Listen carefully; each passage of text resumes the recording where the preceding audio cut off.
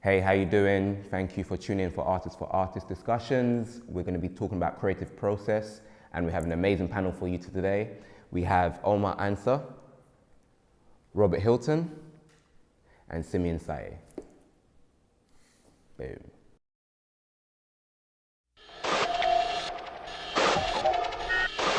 So how do you define your style? It is eclectic within the bodies that I want to take into the studio, if it's contemporary or breaking or popping. I want to see good technique. I don't want people who can do a bit of this, bit of that, because then we disrupt it, we pull it together. For me, technique is choice. Some people don't like it. You have a technique. If you have a great b-boy, there's lots of information there in the body, lots of information there. And then improvisation. A lot of my solos are improvisations. But even if my first solo was 6 minutes, but that's like 6 hours a day of defining things. So I think it's exploratory. So do you start with improv first and then you form it? If you were going to form some sort of unified choreography, how do you get to that point? Do you work it out in your own personal time and then put it onto your dancers? But it sounds like you use improvisation then lead into some sort of structure. I do. I give people stuff from my body so they understand, especially because the thing is, choreographers, again, going back to kinesthetics, there's loads of accents and preps and stuff in your body and breaths that people may not see. Yeah. And that's why you say, well, why isn't everyone not dancing like Ivan or Simeon or Robert? Because you're giving them the shapes, but there's some stuff in there. So that's why you've got to tear the layers down. So I give them some sequences and tear the layers down so they understand it. So then it's kind of transferring the stuff. So when I give them stuff to do to make work, I say use that kind of transition or that breath and work through that. Yeah. Because I think it fills. So it's thought process as well as physical transitions, as well as encourage them to understand their bodies. Sim, I hee hop. How do you define your style? Because you work with a whole array of kind of performers, dancers and artists. My style, or Bergang style, the Is Brothers, our style, just stems from doing whatever we feel like.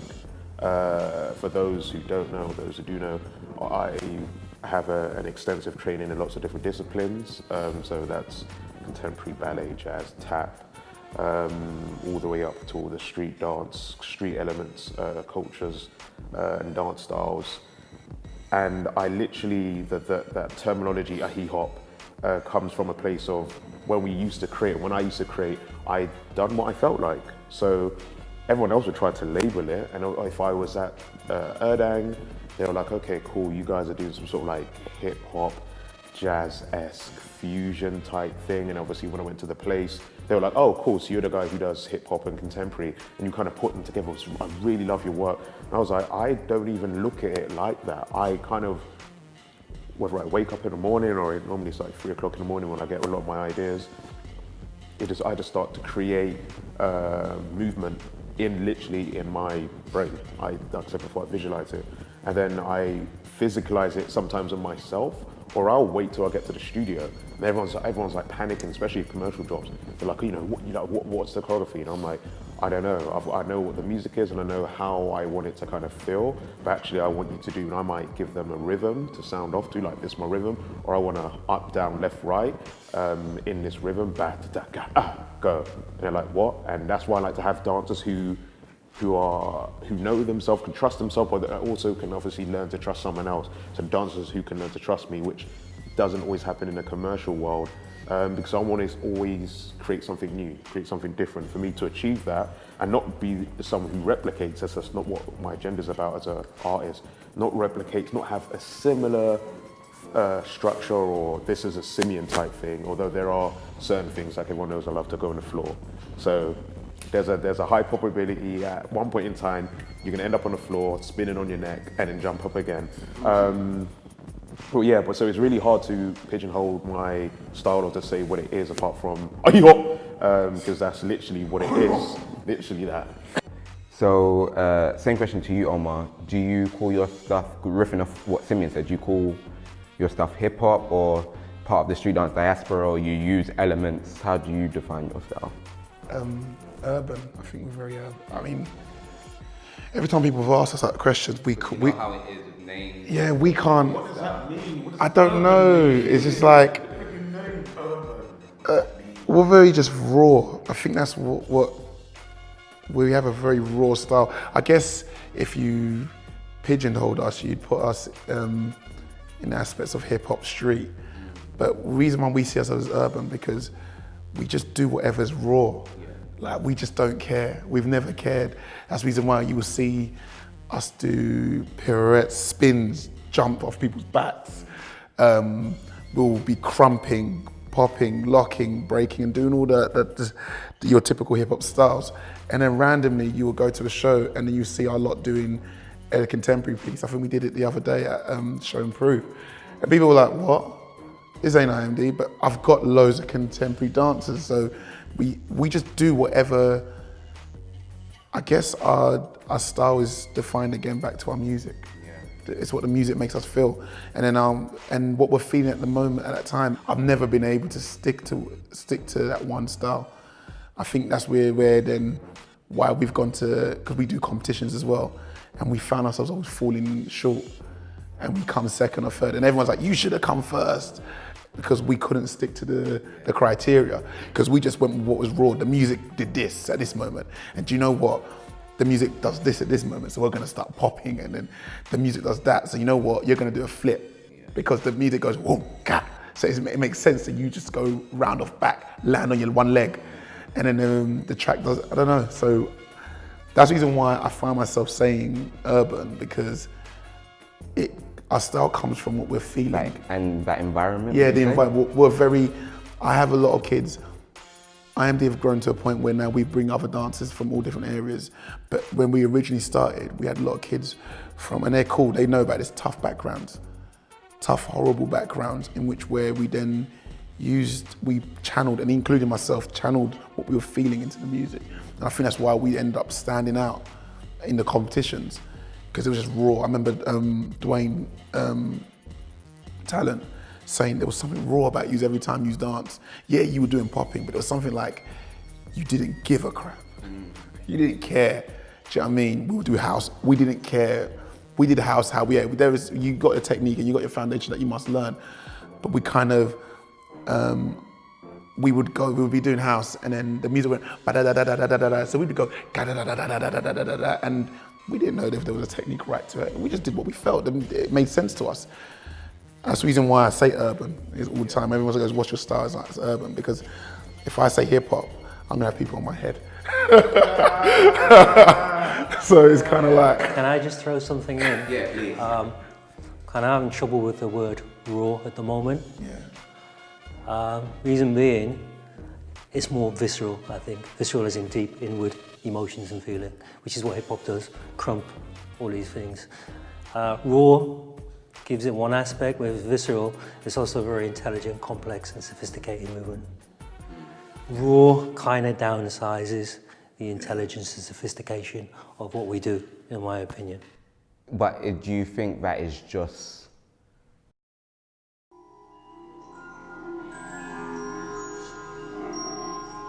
how do you transfer your creative process into different mediums / platforms? Because all of you are multidisciplinary artists, shall I say, and from film to vlogging to music. What is some of your processes when you have to use dance and put it on in a theatrical space, or in a very abstract space, maybe in a gallery or on film, or I was really interested in how do you use music and other elements to get your vision across?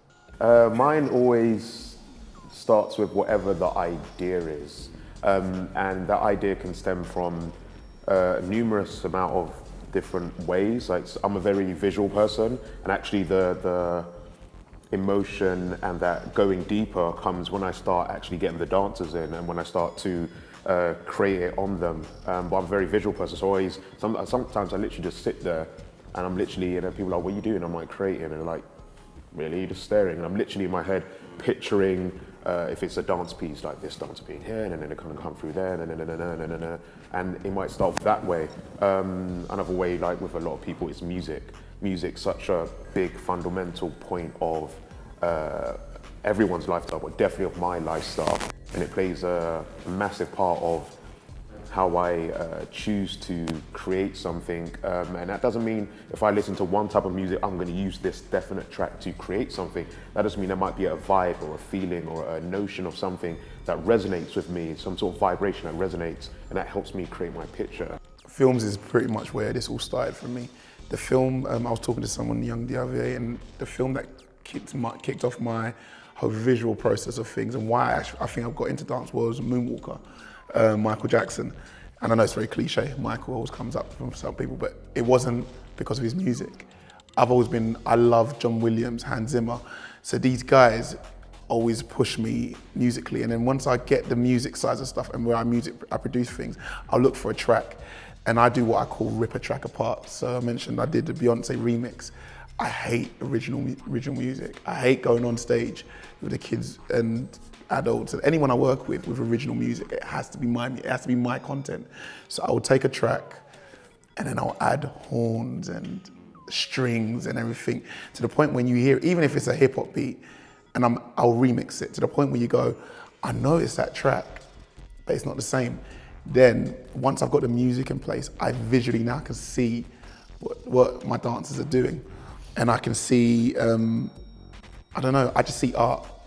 I think that's the reason why when I'm creating things, people go, oh, this is different with, it looks like a superhero movie.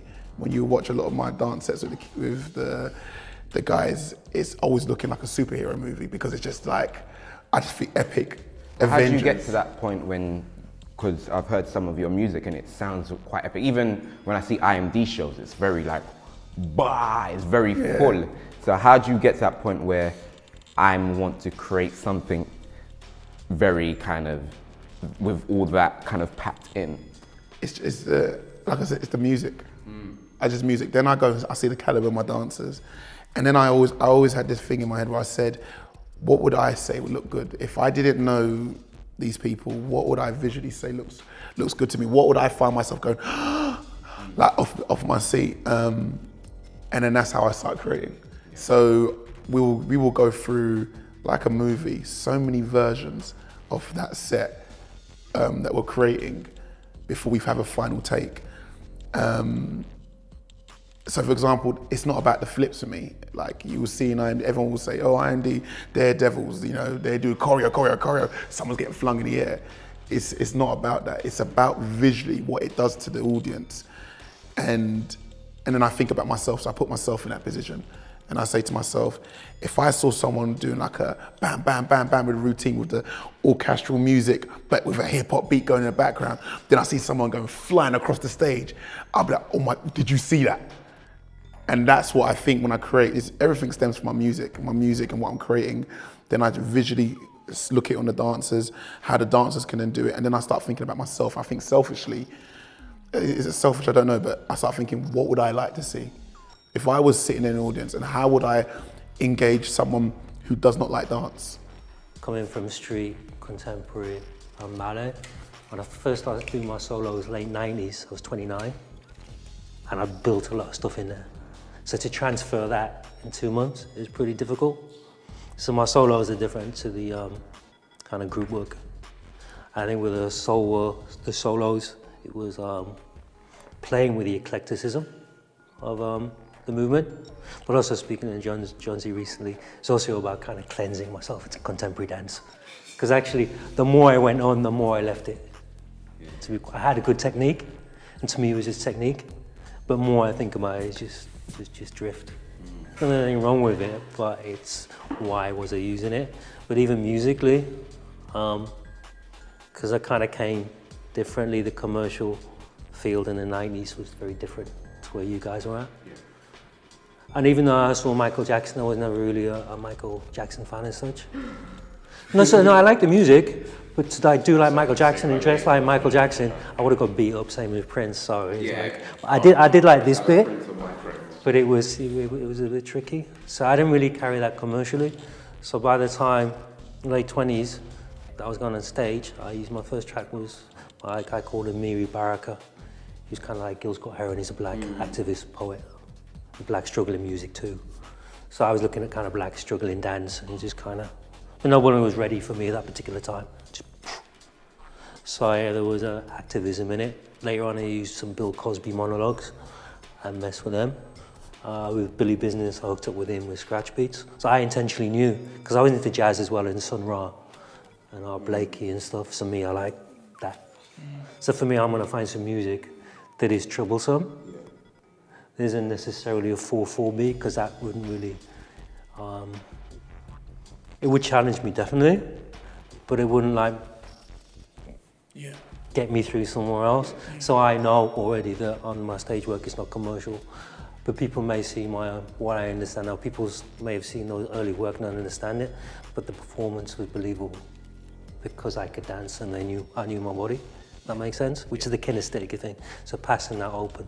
Then with Billy Business, who would make the music, and what I understand now, and people have been, you kind of get older people pay interest. So there's some academics writing about my work. Fumi Adwale will point out, because really I'm an Afrofuturist, and always have been. I used that word back in the day, but not necessarily understanding it fully. Now I am Afrofuturism. Afrofuturism means kind of a speculative journey into the African diaspora peoples in the future, whether with technology or not. So one of the trios that I did was successful was about who we are in the future.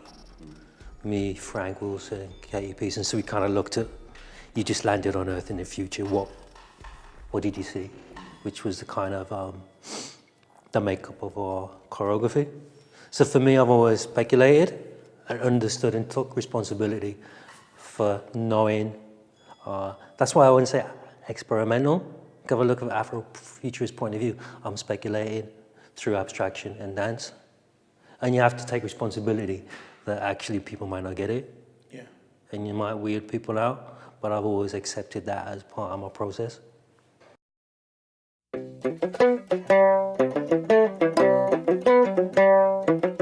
Do you, when you create a story or add a narrative into your work, do you create the work for yourself or for the audience? It's a fifth. I mean, I don't know how you all feel for it. It's a 50-50 for me. I have to make sure my story comes across, but I have to make sure that the audience is still engaged and they're getting what I'm saying. And I know there's a lot of people, a lot of artists. I don't like to say. I try and stay away from saying dancers or choreographers, but artists who are in that world, who say, no, you know what? It's all about me, and what I want you to see what I'm feeling. So I don't know what's the right or wrong way about it. And maybe I think with maturity, as I grow, get older and mature, maybe I'll see things different. But right now, for me, it's still a performance factor. There's no right and wrong, for sure. That's just never happens. You, as artists, I like to believe that I'm a big kid, and actually I don't want to grow old. In respects of when you're a kid, or when we were kids, not the new generation, you'd have your Transformers toy or your cheap version of a Transformers toy, and you play with it, you play with it, and then you get bored. You put it down, and then you want to play football, so you go outside and play football, and then you get bored. And you're like, oh cool, I want to play Kiss Chase, and you play Kiss Chase, and then you get bored. So I like to keep that side of me that wants to do whatever I want to do. So I can be very selfish, and there will always be things subconsciously going on in your background mind of, is this for the audience, is this for yourself? But when I create work, a lot of the time it is for myself. I am a selfish artist. I like this track, and sometimes I make very conscious decisions. Sorry to go back. I make conscious decisions to not use commercial music, commercial tracks, and I know that's hindered me a lot in the past, especially in regards to Bird Gang and stuff that we might put out that's more on a open commercial scale. The tracks we use, like I still get told now, if you use that Beyonce track or if you use that Blur track, like you get crazy amount of hits online because people will be looking for that track and it kind of makes good sense. You need to think about your business and blah, blah, blah. I was like, that's not how That's not what I want to do. That's not what I believe in. I was like, at the moment, I've been loving Ivan stuff, and I'm like trying to hit him with a small baby knife to like, give me some of your tracks, give me some of your tracks. So I want to use that. They're not commercial in any sense. They're very dark, but it's how it made me feel, and I want to translate that to an audience. Obviously, there is a part of me that does want an audience to like my work. I'd be lying if I'd be like, I don't mind if people don't like my work. Of course I want them to like my work, but I will not tailor to that. Now, obviously, because of the vast range of work I do, when it comes to something like Move It Festival, and I recently done a piece for Bird College. I've done one of the last 3 years. I know what that show's about, and I have gone there with Bird Gang Dance, and we've put on a sophisticated piece, and Qsyea led on it, and the audience has been like, cool, yeah, that was great. And then a couple of the artists came up to me afterwards, to all of us, I'm like, that was really deep and amazing, read everything else. I was like, but this is not what Move It's about. And actually that made me think of something you said earlier that I'll come back to in a minute. So now when I go there, I'm like, let's give the people what they want. I've been hired to do showboaty stuff. I have that in my repertoire. I know what that is. I've done So You Think You Can Dance. I've done all these things. I know how to do that. I know what the formula is. Blah, blah, blah, blah. Cool, done. And that doesn't mean I'm not proud of that work, but that means I'm choreographing for that context and for that company. And it's not Bird Gang. And it's, so there's, because I wear so many hats, that how that comes about. But generally, I choreograph for myself, and yes, the audience do play a factor into it, but a big factor, not at all.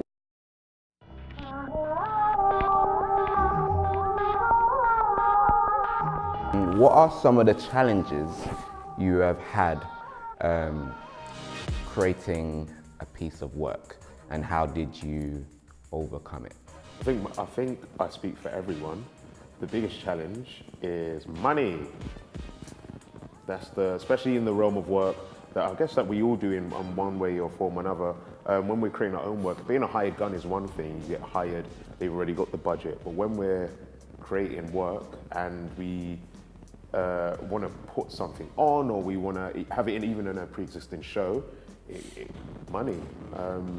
There's only so much you can do sometimes, and at a different stage in your career, and if you have a company, if you don't, if you work with dancers, my biggest thing has never been the creative process or coming up with the content or linking anything. It's always been money. It's been the hardest thing for me. I can't speak for the others, but money's been the hardest thing for me, because just the ideas I have, whether they're small or big, that's just been one of the struggling factors. I'm the opposite. Because when I first started... Give me some money. No. Give me some money. No, but that all changed. Don't worry about that. But there was a process. When I say my first solo was only 6 minutes, so I went in theatre, got a lot of attention. And then somebody said there was a thing about a mentorship program at the place. So I applied for that. Then I got mentoring from June Gamble, which she schooled me on the business side of it. What I'm saying to you is you need to get a mentor. If you haven't got one, most people I know on that, who are kind of delivering work on that level, actually have somebody up there. So, okay, and then it's like, because when I first spoke to them in the meeting, it says, well, you need to get this, and this. And I was a bit cocky, apparently.